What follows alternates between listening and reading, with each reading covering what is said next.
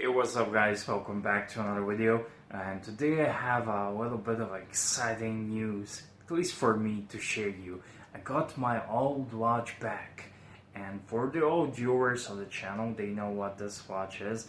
This is a Breitling Crosswind that I used to own. This was my first like a fancy expensive watch, and it was beautiful.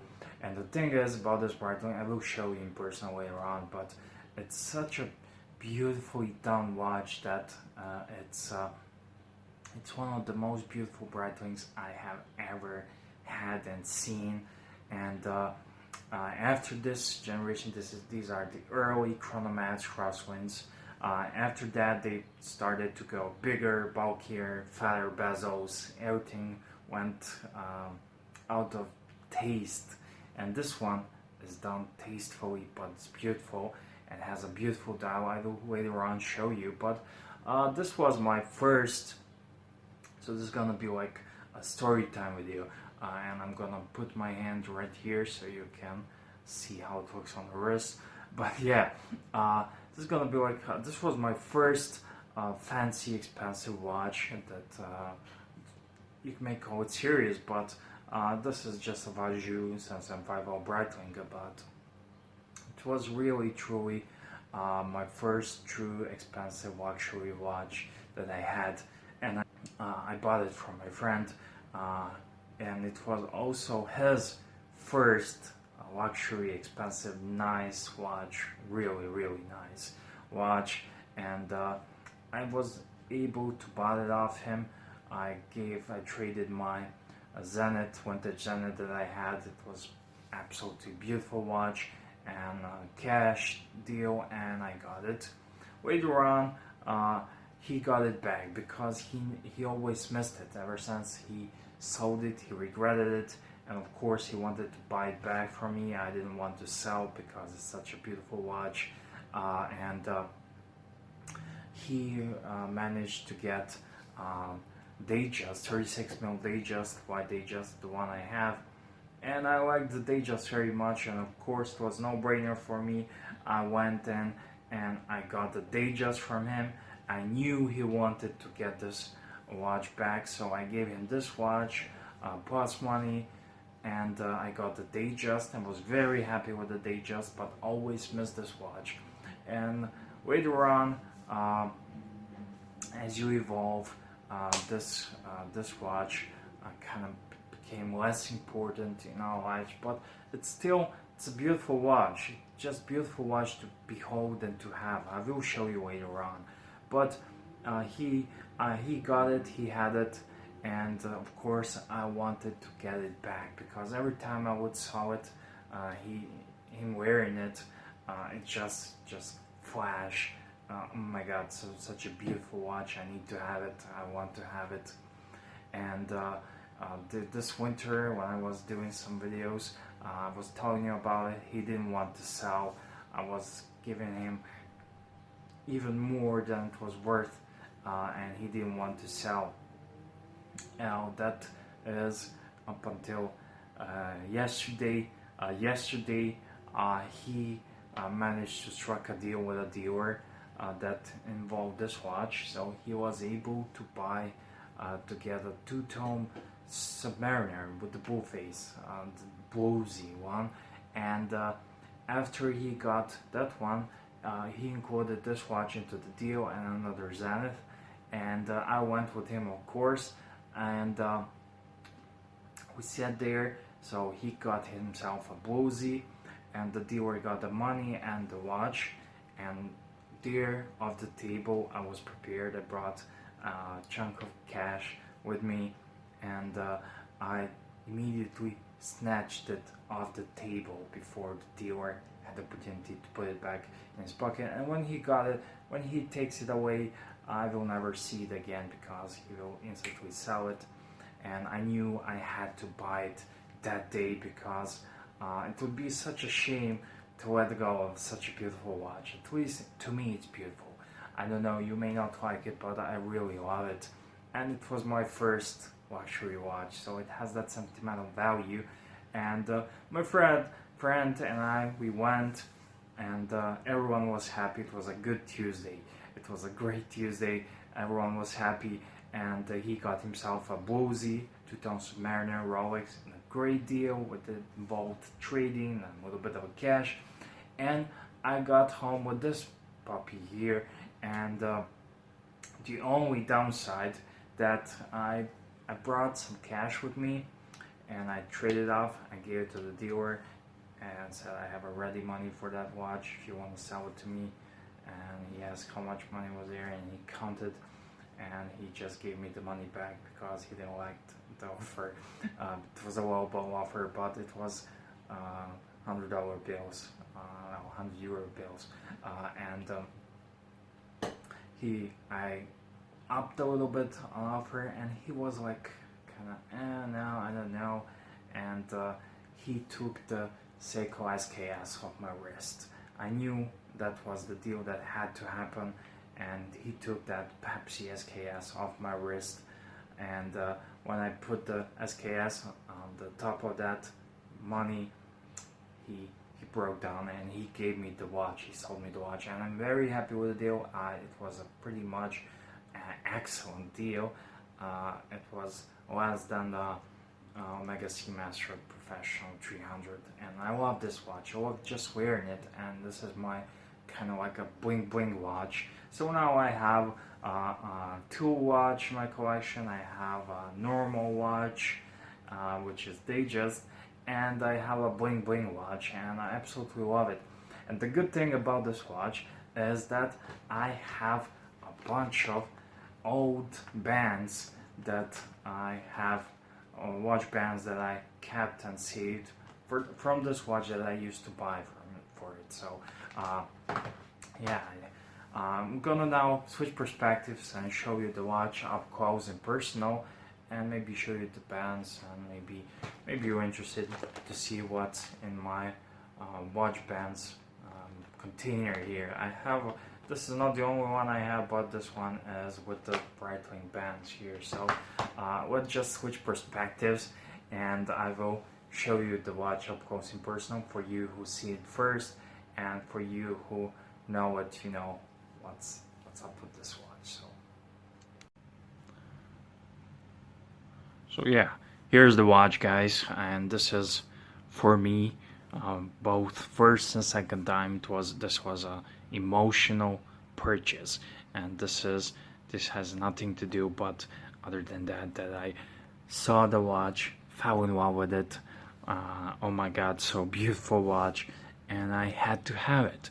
And at the end of the day, I think that's what really matters when it comes to watch buying. And it doesn't matter if it's not an in-house moment, it doesn't matter if it's older generation, because nowadays this is the era of the brand. I just love that era coating, and just gives that bluish shimmer from various different angles. It's just beautiful, and I love this. This is from the era of Breitling. This is a early 2000s model, maybe even 2000 model. This is from the era when Breitling did watches more tastefully, and this is one of their it was one of their best sellers, and generally this chronomat line. But later on they introduced this watch. They kind of beefed it up, and they made this bezel look thinner. Later on they made it look taller, and the case become much more bulkier, and the hands and everything become more bigger and masculine and whatnot. But this one is really subtle, especially on the leather bands. It's really subtle, and I really love this watch. And some may say I don't have, I like Breitling, and this one changed the complete view of the brand for me, but they're not, I don't like all Breitlings. I like the new Heritage Super Oceans. They look really nice. I like the Navy timers, and these older chronomats, and pretty much everything else. It's kind of too loud and kind of too big, too beefy, too beefed up. So like they decided to hand over the company to Exhibit and told him to pimp my watch. So yeah, right now I'm just gonna have, like I said, this was my old watch, and I have a bunch of straps. Yeah, I have a bunch of straps for this one, and I think this is the strap. This is a dark blue. I don't know if you can catch the color on video, but this is a dark blue, and this is the band I originally bought for this watch, and I think it's one of the most perfect bands for this piece here. But I do have some more bands, and this is a 22mm lug width, but this band tapers to the 20, and I had to bend this little here buckle a little bit, but that's alright. However, I do have some other bands in my little here box, and sometimes Barton watch bands, they send me some bands and this little sticker, so I decided to glue this on here, so it's kind of cool, and so they know. And these are not my old watch bands, but I do have the watch bands for my watch here, for this one here. So and this is a shark skin. This is a genuine Breitling shark skin band from my J class that I used to own. Also, I have here a little vintage watch. This is a vintage ladies watch. This is a vintage ladies beautiful little Darville manual wound, and it has that pearl dial. And I showed you this watch many years ago when I just started off with my channel, but yeah, here I got this. I don't know, is this from Seiko because of this logo, but I don't know, but I just love the vintage look of this band. I bought this on the flea market. I bought the entire watch just because of this band, and watch was crap, and the band is cool, so I'm looking for, this kind of reminds me on those vintage mesh sheep, and this is not mesh, but it kind of has that look on those vintage Pateks and Lange & Söhnes that Goldberger loves to put them on. So it's super cool and super lightweight and super good. But let me just go quickly. This is just normal. This is camel green Condor Adria, and if you see this watch band, I can recommend this Condor Adria. They make some really nice watch bands. Of course, I have here, this one is from this is the Sari distressed leather band, really nice. Also, I have here one, this the band here. I made this one. Lots of people been asking me, where did you bought this one? But I made this one, and I do have a full video how I made this one, and in the process of making, I decided to film the whole thing, so you people can find that. And here I have a silicone Barton watch band, so it's kind of, I got this from Barton.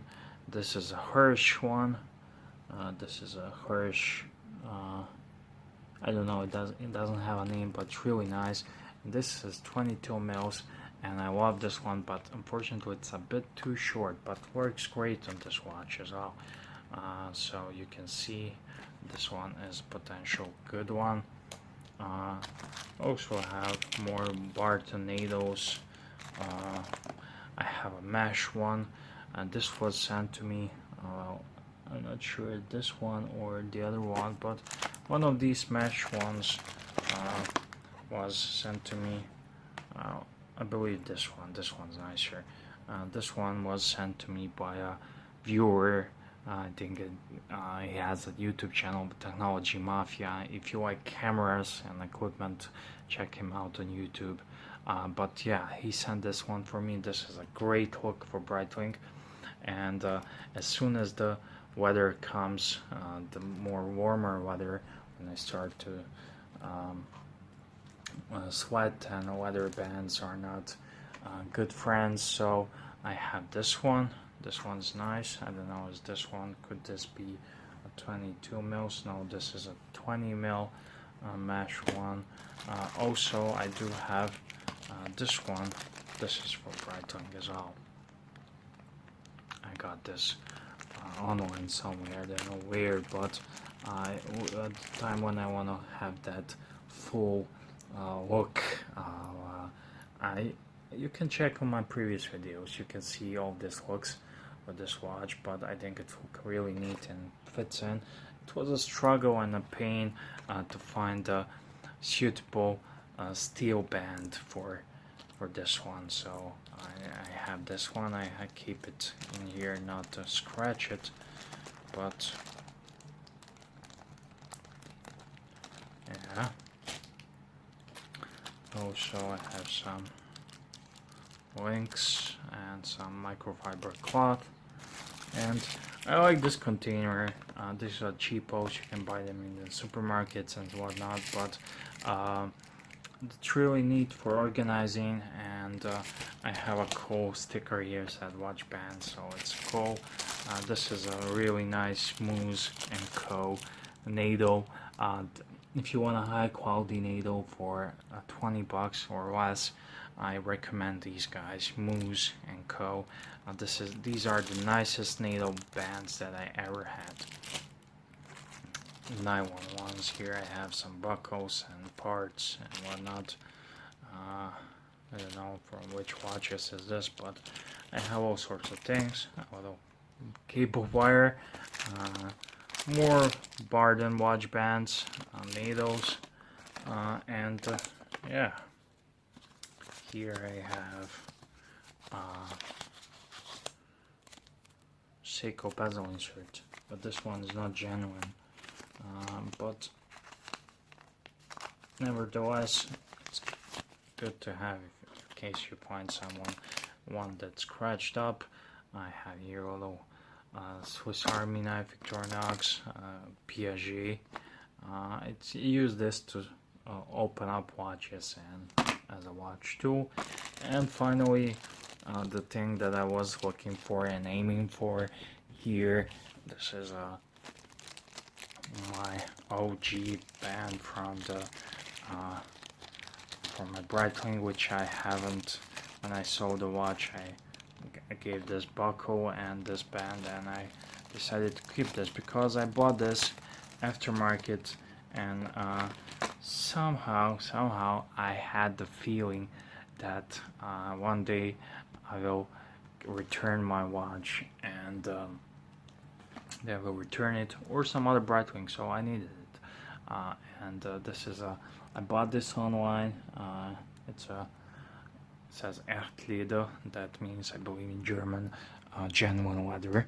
But it's really nice. I bought it, I think, from eBay or someplace like that, and I got this. I bought just the leather part, and I had this buckle from the J-class Breitling I had. I salvaged that, and I kept it, and I bought the leather part because this is not the genuine. I don't know. I kind of liked it, and I bought it non-genuine because this is 22 at the top, and down there it's 18, and usually it's 22 and 20. So I do have an AD, Breitling AD in my town, and I might go over there, and if I find dark blue band, I will get it for this one. But I think this one will work great, and I like it more on a leather band because it just looks more subtle and more understated. Because Breitling, whether do you like it or not, and this Breitling, it's really beautiful and catches the eye. It's really blingy, even this one. And yeah, so that's it. That was my little Breitling. I'm over the moon. I'm happy that I bought it, that I got it, and I don't know what else. I only have a wrist shot for you guys, and that's it. So thank you for watching.